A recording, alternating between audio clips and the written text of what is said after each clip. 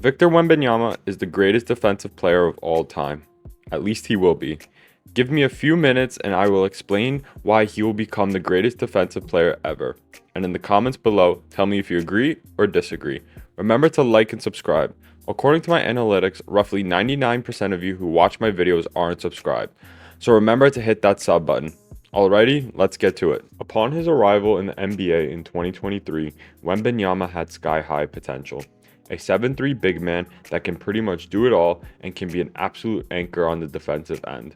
Most critics have him as a generational talent ever since LeBron James entered the league. Let's take a look at his first ever Summer League game. While the scoring and efficiency weren't there, the defensive presence was on full display.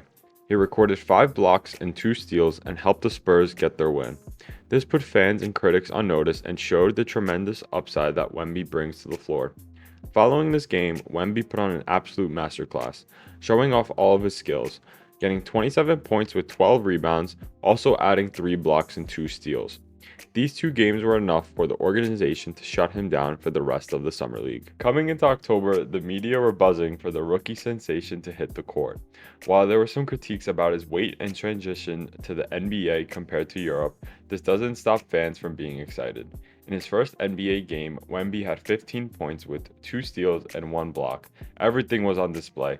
Wembanyama's rookie year was nothing but amazing, being Rookie of the Year, leading the league in blocks, and finishing second in Defensive Player of the Year. In hard truths, Wembanyama should have won the Defensive Player of the Year award that year. The only reason that he didn't win it was because he was a rookie, and the Spurs didn't win a lot of games.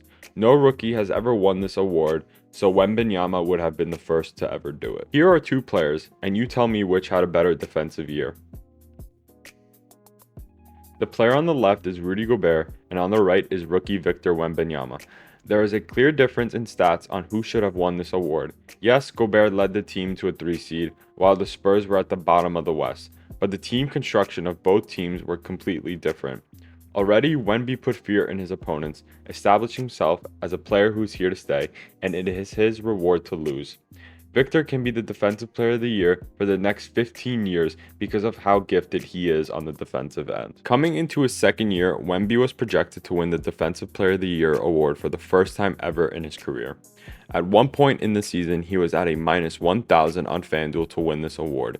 This season, he averaged 24 points, 11 rebounds, 4 blocks, and 1 steal, increasing his averages from his rookie year.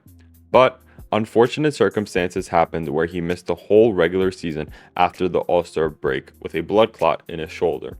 This led to him not playing over 65 games and not being eligible for any accolades.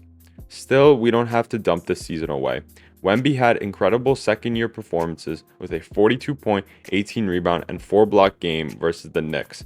Everything was still on display, and he's still a force to be reckoned with in the league. In a perfect world, Wemby should already be a 2-time Defensive Player of the Year award winner, 2-time blocks leader, and a 2-time defensive first-team player.